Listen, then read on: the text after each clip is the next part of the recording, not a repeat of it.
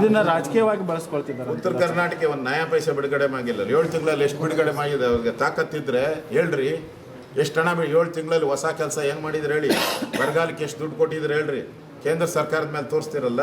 ನಾನು ಇನ್ಚಾರ್ಜ್ ಇದ್ದ revenue minister, ನಾನು ಒಂದು ನಯಾ ಪೈಸೆ ನಾನು ಕೇಂದ್ರದ ಹಣ ಕೇಳಿಲ್ಲ, ನಮ್ಮ ರಾಜ್ಯ ಸರ್ಕಾರದ ಹಣದಲ್ಲಿ ಬಿಡುಗಡೆ ಮಾಡಿದೆ.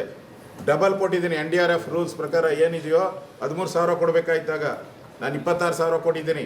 ನಿಮಗೇನು ದಾಡಿ ಆಗಿದೆ ಕೊಡೋಕ್ಕೆ? ಕೇಂದ್ರ ಸರ್ಕಾರ ಎಲ್ಲ ರಾಜ್ಯಗಳಿಗೂ ಯಾವಾಗ ಬಿಡುಗಡೆ ಆಗ್ತೈತೋ, ಬರ ಒಂದೇ ರಾಜ್ಯದಲ್ಲಿ ಆಗಿಲ್ಲ, 16-17 ರಾಜ್ಯದಲ್ಲಿ ಬರ ಆಗಿದೆ. ಯಾವಾಗ ಬಿಡುಗಡೆ ಮಾಡ್ತಾರೆ ಅವಾಗ ಎಲ್ಲರಿಗೂ ಬಿಡುಗಡೆ ಮಾಡ್ತಾರೆ. ಇದು ಸ್ಪೆಷಲಾಗಿ ಎಲ್ಲರಿಗೂ ಬೇರೆ ಬೇರೆ ರಾಜ್ಯಕ್ಕೆ ಸ್ಪೆಷಲಾಗಿ ಬಿಡುಗಡೆ ಮಾಡಿದ್ದಾರೆ. ನೀವು ಅದು ಅಲ್ಲಿ ಹಣ ಕೊಡೋಕ್ಕೆ ನಿಮ್ಗೆ ಯೋಗ್ಯತೆ ಇಲ್ಲ. ಇಲ್ಲಿ ಬಂಧಿಸಿದ್ದೀರಾ. ಯಾಕೆ ಬಂಧಿಸಿದ್ದೀರಾ ಅಂತ ಹೇಳಿದ್ರೆ ಅವರು ಏನೋ ಕ್ರಿಮಿನಲ್ ಅಂತ. ಹಾಗಾದ್ರೆ ಕರ್ನಾಟಕದಲ್ಲಿರುವಂಥ ಲಾಂಗ್ ಪೆಂಡಿಂಗ್ ಕೇಸ್ ಏನಿದೆ, 59,000 ಜನ ಇದ್ದಾರಲ್ಲ, 59,000 ಜನ ಬಂಧಿಸ್ಬೇಕಾಯ್ತು. ಯಾಕೆ ಬಂಧಿಸಿಲ್ಲ? ಯಾಕೆ ಆಟೋ ರಿಕ್ಷಾ ಡ್ರೈವರೇನ ನಿಮ್ಗೆ ಸಿಕ್ಕಿದ್ದು? ಯಾರು ದೊಡ್ಡವ್ರು ಸಿಕ್ಕಿಲ್ವ ನಿಮಗೆ? ತಾಕತ್ತಿದ್ರೆ ಬಂಧಿಸ್ರಿ. ನಾನು ಕರಸೇವೆಗೆ ಹೋಗಿದ್ದೆ. ನಾನು ಕರಸೇವೆಯಲ್ಲಿ ಪಾಲ್ಗೊಂಡಿದ್ದೀನಿ.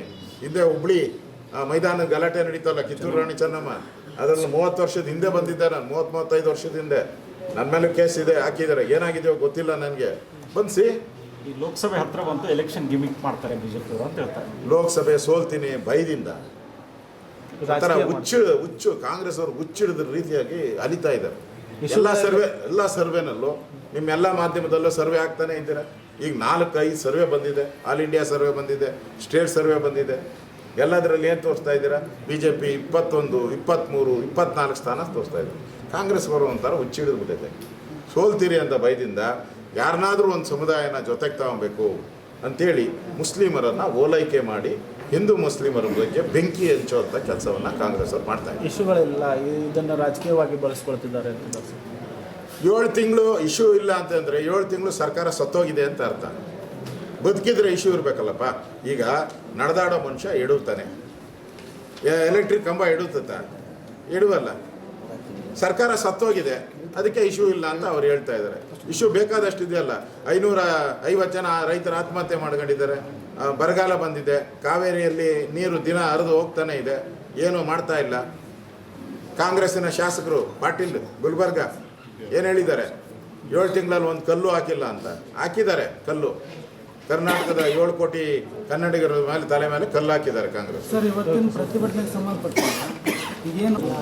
ನಾವು ನಾವೇನು ಅವ್ರ ಮೇಲೆ ಕ್ರಮನೇ ಮಾಡಿಲ್ಲಲ್ಲ. ಅದು ಮುಗಿದೋದ ಕೇಸು.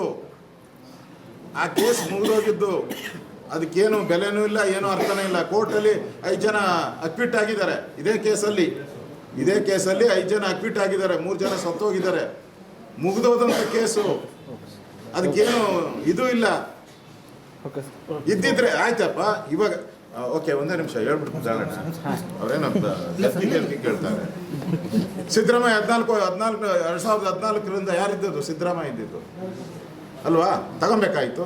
ಅದಕ್ಕೆ ಮುಂಚೆ ಕಾಂಗ್ರೆಸ್ ಸರ್ಕಾರ ಇತ್ತಲ್ಲ, 2001ರಿಂದ 2004ರವರೆಗೂ ಕಾಂಗ್ರೆಸ್ ಸರ್ಕಾರ ಇದ್ದು. ಅವಾಗ ಯಾಕೆ ತಗೊಂಡಿಲ್ಲ? ನಿಮ್ಮದೇ ಸಮ್ಮಿಶ್ರ ಸರ್ಕಾರ ಇತ್ತಲ್ಲ, 2004ರಿಂದ ಧರ್ಮಸಿಂಗ್ ಇದ್ರಲ್ಲ, ಅವಾಗ ಯಾಕೆ ತಗೊಂಡಿಲ್ಲ? ನೀವು ಕುಮಾರಸ್ವಾಮಿ ಅವರು ಸಮ್ಮಿಶ್ರ ಸರ್ಕಾರ ಮಾಡಿದ್ರಲ್ಲ 2018ರಲ್ಲಿ, ಅವಾಗ ಯಾಕೆ ಇದು ಮಾಡಲಿಲ್ಲ? ಕೇಸ್ ಯಾಕೆ ಹಾಕಲಿಲ್ಲ ರೀ? ಯಾಕೆ ಹಾಕಿಲ್ಲ ಕೇಸು?